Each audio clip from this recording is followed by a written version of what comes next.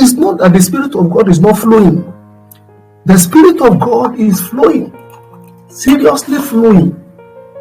But do you know that it is just because many of us have not placed our containers under the divine tap? That is why many atrocities are being committed. That is why it seems as if we don't have a glimpse and glimpse of God, the understanding of what it takes to be with God. It is just because we are not, our containers are not under that place. Now, I want to ask you that same question again. Under what tab have you placed your vessel? So the person you place your vessel under determines what you will carry and what you will do in life. I'd like you to quickly know. Let me quickly explain to you what happened in that scriptural passage that we read. When I go through that scriptures, what always comes to my heart is who actually trained the sons of Jesse. You know, they were actually trained. Those ones that were passed under, that were passed before the prophets, they were already working. They were soldiers. So I began to ask myself, excuse me, who made them? And what came to my heart, what I saw from that scriptures is, number one, their father actually made them. It was their father. The fact that he brought them to pass, he made them, that word made, he made them to pass under, or he made them to pass before the prophet. That was not the first time he was making them to pass under and before people. He had that desire to always pass and make their children, make his children to pass before men. So whenever he sees great person, he says, this person is going to make something good. So he passes them, he makes his children to pass through. When he sees another opportunity, whether it's good or bad, he says, look, let's try this one also. He makes his children to pass through. That was the same thing Mr. Jesse did. He made his children to pass through Saul. He made his children, you know, King Saul was like the commander in chief of the armed forces too. So there were a lot of soldiers under him, and the sons of Jesse were soldiers under King Saul. So King Saul must have had influence on them. The only person that King Saul did not have influence on must have been David. I'm telling you, it must have been David. So you cannot give more than what you have. You can't. What did King Saul pour in the lives of the sons of Jesse that made them to become soldiers? God knows. But it is so glaring to us. It is so glaring here when it was time for God to pour his spirit upon the sons of Jesse, and then Jesse began to bring his sons to pass through or to pass before the prophet, and prophet is saying, no, God has rejected this one. No, God has not chosen this one. No, God has not chosen this one. You know what came to my heart? What came to my heart was, their vessels were already filled with certain things that could not accommodate another infilling from God. So when God saw the content of these vessels, of the sons of Jesus' vessels, he said, no, these ones are filled with contents that are defied, contents that that cannot give in or that cannot accommodate mine. I can't use this vessel anymore because they've placed themselves under certain people that have influenced them negatively. Do you know who is Saul? Saul was a crash program.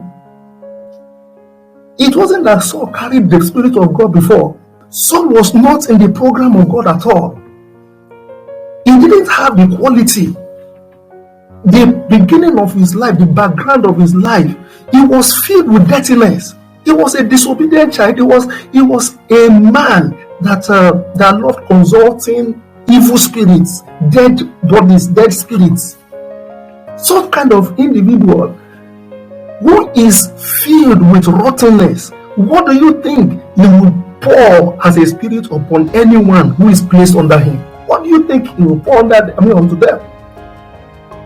Of course, nothing other than those rottenness, other than the spirit of disobedience, other than the spirit of morality, other than the spirit of all of those kind of things. That was what was in those vessels, the sons of Jesse that were passing, that Jesse made to pass before the prophet. And it was like God said, no, I can't use this one. They are not cobweb with me. Their vessels had already been filled with rottenness from King Saul, from their father. Friends, I want to ask you, who have you placed your vessels, your fresh vessel? Who have you placed that vessel under? Who is feeling, which spirit is coming upon you, is filling your life? Cobwebbed to friends.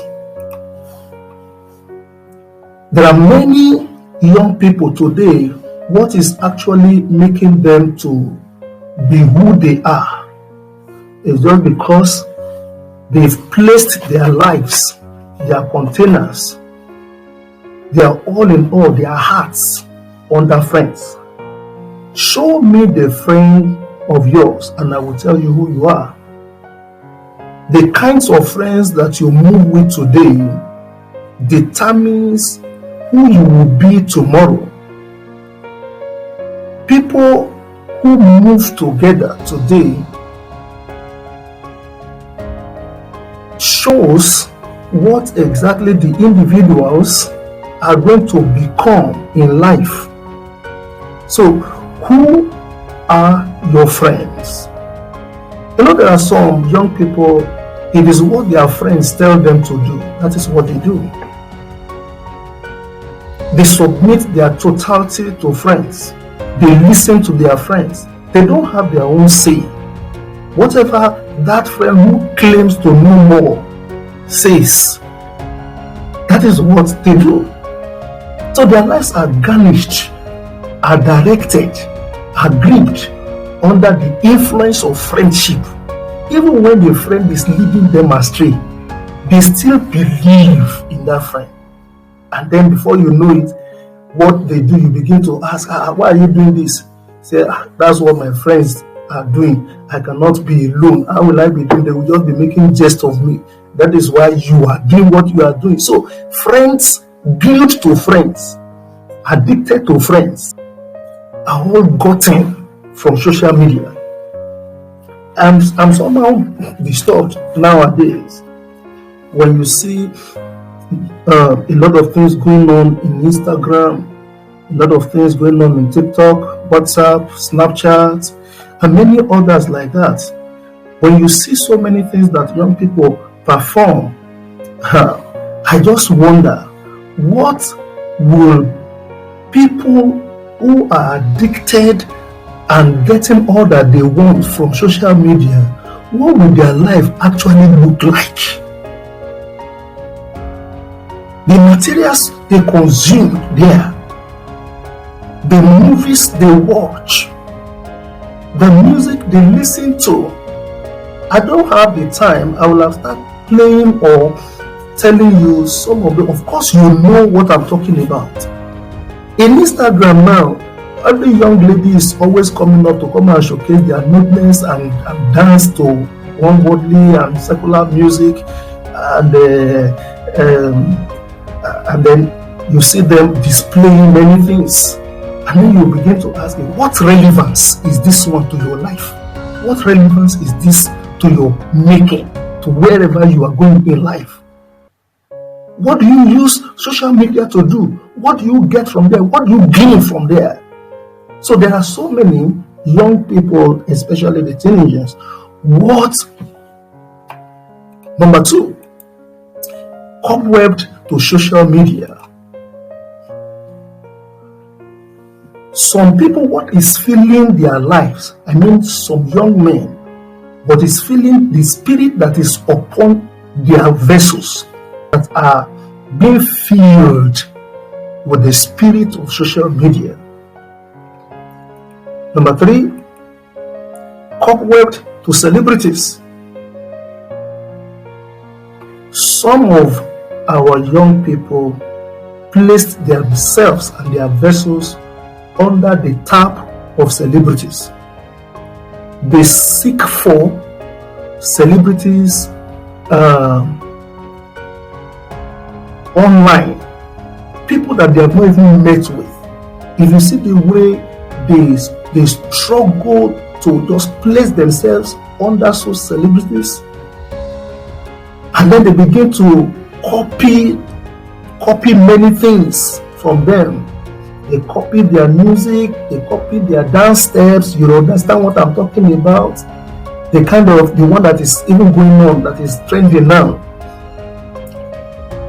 The habits, the fashions, dress sense, the value system, thinking pattern, the behavioral pattern, all of these, they copy it from celebrities. So celebrities are actually pouring spirits upon teenagers and young people. The next is cobwebbed to God. In the light of others placing themselves or placing their containers under friends, under social media, under celebrities, to fill their containers, to fill their lives with their spirits, some other individuals are placing themselves under God. You see them run for programs. You see them engaging themselves with the in-depth study of the Word of God. You see them having desires to pray. You see them asking questions under mentors. Please, can you mentor me? Can I know this from the Word of God? What is God actually saying? And this and that. They are hungry for the Word of God, for the Spirit of God. Those ones, they get cobwebbed, they get entangled, they get glued, addicted to God. People who are addicted to God like that, God is the one that now shows them what kinds of friends to move with, what kind of what kind of things they are to watch for from social media, and how to use their social medias to bless other nations, other people. It is God whom they are addicted to that tells them this is the kind of celebrities that you can move with or you can place yourself with, because those kinds of friends, those kind of social media things in the social media or celebrities have also been tapping from God. That is why by the time you place yourself under God, and then in turn He places you under certain people or certain situations, those things actually are used by God to make you to do something in this life. So I'd like to ask you again, who have you placed your vessel under? Please get this right, everyone. Please get it right. Empty containers do not have capacity to last long when empty. Do I need to explain that? Yes, let me quickly explain that. If you, for example, if you buy a new bucket now, you have a new container, a new bucket, and then you place that container in the sun for the next 3 months, 4 months, 5 months, no water is coming into it. It's just placed under the sun. Even if you are shifting that clean new bucket from one place to the other, still under the sun, yet not carrying water that is made, that it had been made to carry. Do you know that after some times, that bucket will change color? It will not only change color, if you pour anything in it after that time, when it is becoming weak, when it is becoming rotten, when it is becoming, it is cracking little by little on the surface, if you pour any content into it as at that time, when you lift it up, it will scatter, it will just burst, it will destroy, it will break. It is the same thing with every life that has containers, has vessels, and you are not filled with a spirit, of which you already understood that there is nobody that will come on this earth with this fresh container that will not carry something, only depending on who is filling and what is filling that container, or who you put yourself under to fill your container. So, if you don't put the Spirit of God, you don't allow the Spirit of God to fill your life, it is possible that at the end of the day, you may exit this world broken, exit this world empty, exit this world not doing something tangible, making any influence, doing anything significant. You will just be rolling up and down, be confused. Hey, I don't know why I'm like this. I've not done anything. I'm even confused. I don't even know why I'm on earth and this and that. It is just because your container is empty. Do you remember that scriptural passage that says the new wine must not be placed in an old wineskin, or else it will scatter? That new wine skin will scatter. So don't let your life be empty, devoid of the Spirit of God. And also don't allow wrong things, wrong content to fill your life. In other words, don't keep your life empty for long, and don't put wrong contents in your life, because it could shatter your life completely.